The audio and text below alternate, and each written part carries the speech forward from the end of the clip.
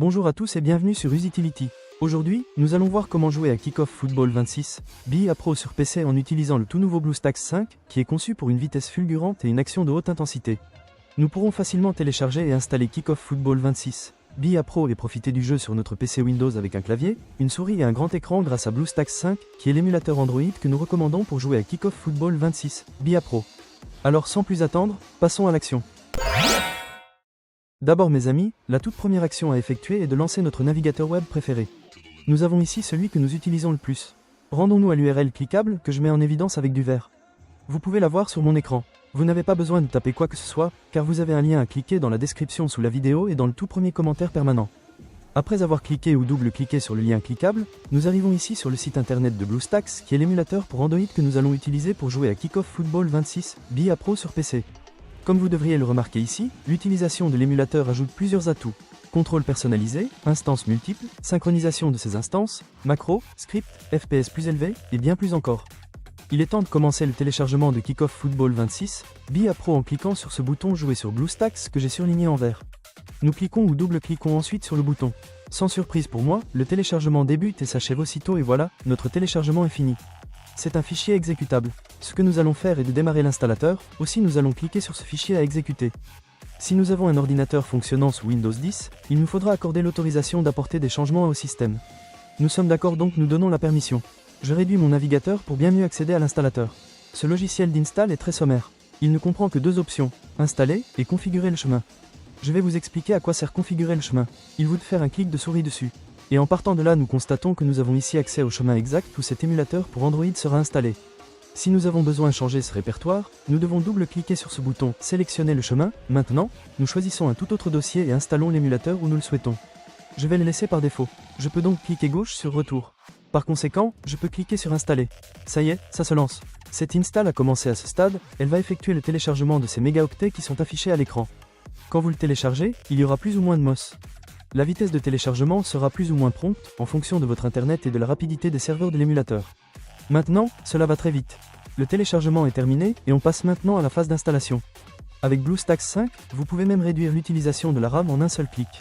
C'est particulièrement utile si vous rencontrez des problèmes de performance. En outre, vous pouvez activer le mode écho pour profiter d'une utilisation du CPU réduite de 87%, d'une utilisation du GPU réduite de 97% et d'un multitâche plus facile. Comme vous pouvez le constater, BlueStacks 5 est conçu pour offrir stabilité et performance lors de longues sessions de jeu. L'installation est déjà terminée pour moi. Dès lors, cet émulateur pour Android s'est lancé de lui-même. Si vous regardez avec attention, en bas, on peut voir la barre de progression qui va avancer et quand elle arrivera à la fin, notre émulateur Android sera lancé pour la toute première fois. En réalité, l'émulateur pour Android s'est déjà lancé, le voilà pour la toute première fois. Avant même de poursuivre, comme vous l'avez noté, il a créé deux icônes là sur le bureau du PC.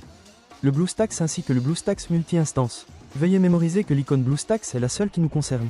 Chaque fois que nous devrons exécuter Kickoff Football 26, BIA Pro sur notre machine, nous cliquerons à la souris sur cette icône et démarrerons l'émulateur pour Android.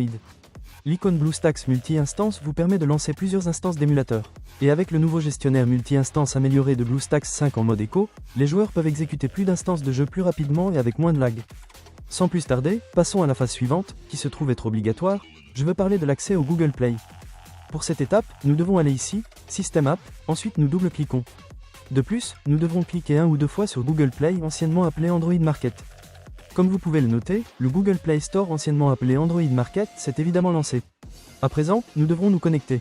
À présent que nous sommes arrivés à cet endroit, nous sommes tenus de faire la prochaine étape qui sera exigée par Google. Aussi nous cliquons ou double-cliquons sur Connexion. À ce stade, il montre Check-in info. Il arrive quelquefois que ça reste figé sur cette étape et cela pour un plus ou moins long moment. Si vous êtes confronté à ce blocage, vous devriez essayer de vous identifier dans 2 ou 3 heures de cette façon, le problème sera vraisemblablement résolu. À ce stade, nous devons saisir notre adresse mail puis son mot de passe. Cette adresse email devra être un email Gmail et son mot de passe correspondant. À titre d'exemple, vous pouvez vous servir de exactement la même adresse électronique que celle dont vous vous servez habituellement pour vous connecter à votre compte YouTube. Par conséquent, je vais donc entrer mes emails et mots de passe et je reviendrai dès que je l'aurai fait. Et voilà, les informations ont été tapées. Désormais le géant Google nous reçoit dans son célèbre magasin d'applications et nous montre les conditions d'utilisation. Nous allons les accepter en cliquant avec la souris sur l'option « J'accepte ». Puis, il nous invite à sauvegarder sur le cloud. Vous pouvez très bien laisser la petite case cochée, ainsi cela créera une sauvegarde des données de cet appareil générée par l'émulateur sur Google Drive, le cloud Google. Pour ma part, je ne vais pas cocher la case, mais libre à vous de la cocher. On clique une ou deux fois juste sur « J'accepte ». Google Play Store, anciennement appelé Android Market, s'est démarré par défaut et sans intervention de notre part. Afin d'installer un jeu ou une toute autre appli Android, nous devons visiter le bureau de notre émulateur Android en cliquant sur l'icône désignée en vert. Puisque nous avons accédé au bureau de l'émulateur pour Android, nous découvrons que nous avons à notre disposition ce bouton Installer le jeu.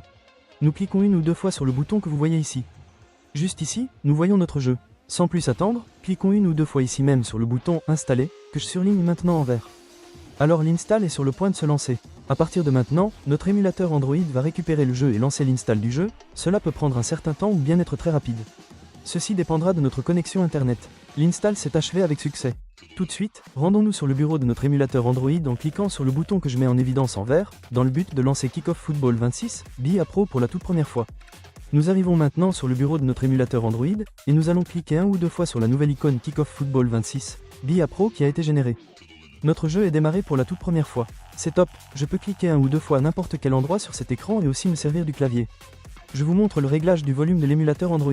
C'est juste ici. Nous pouvons voir l'icône d'augmentation du volume et l'icône de diminution du volume. Grâce à cela, nous ne dépendons pas du volume de Windows pour monter le son ou baisser le son de l'émulateur.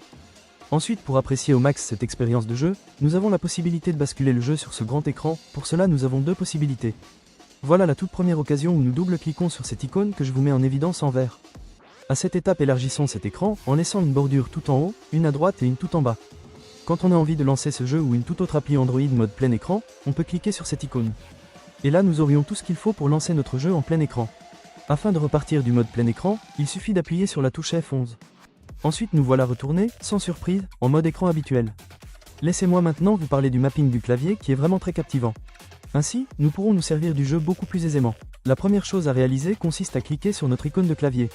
Et à cet endroit, vous allez pouvoir réaliser les réglages indispensables. En ce qui me concerne, je vais aller à l'essentiel en conservant la configuration usuelle, néanmoins si vous désirez la modifier, vous pouvez le faire sans aucune difficulté. Comme vous pouvez le remarquer, cet émulateur pour Android est complètement traduit dans notre langue. Pourtant, il se produit quelquefois que notre émulateur soit booté dans la mauvaise langue, comme par exemple en coréen. Donc pour le remettre dans notre langue, nous revenons à cet emplacement sur cette icône en forme de roue dentée. Après ici, dans Autres paramètres, nous cliquons une ou deux fois sur le menu déroulant « Langue ». Nous allons pouvoir sélectionner la langue que nous comprenons parfaitement, français, anglais, mandarin, etc. Une fois la langue sélectionnée, il nous faut sauvegarder, notre émulateur reboot et notre jeu, la toute prochaine fois que nous le démarrerons, sera également dans la langue sélectionnée. À présent, il existe un aspect supplémentaire que nous devons prendre en compte, il s'agit d'un email nous alertant qu'un nouvel appareil a été connecté à notre compte Google. Il nous demandera si nous sommes à l'origine de la connexion de l'appareil. Bien entendu, c'est le cas, nous n'avons pas lieu de nous inquiéter, car oui, l'émulateur pour Android émule un appareil Android. Et pour savoir quel type d'appareil a été EAC accent aigu, revenons juste ici, à cette icône en forme de roue dentée et cliquons avec la souris dessus. Regardons à cet endroit à l'option « Modèle ». Nous venons de découvrir que cet émulateur pour Android simule un téléphone mobile Samsung. Aussi nous allons recevoir un courrier électronique précisant qu'un nouvel appareil Samsung est connecté à notre compte Google. Voilà, ce sera tout pour cette vidéo détaillée chers amis. Je souhaite de tout cœur qu'il vous ait plu, et plus encore qu'il vous sera utile. Si oui, donnez-lui un bon like, abonnez-vous, et si vous désirez déposer un commentaire, des questions ou bien des suggestions à faire, laissez-les dans la boîte de commentaires ci-dessous. Cliquez un ou deux fois sur l'une de ces vidéos qui s'affichent à l'écran et on se retrouve dans les prochaines vidéos. À bientôt.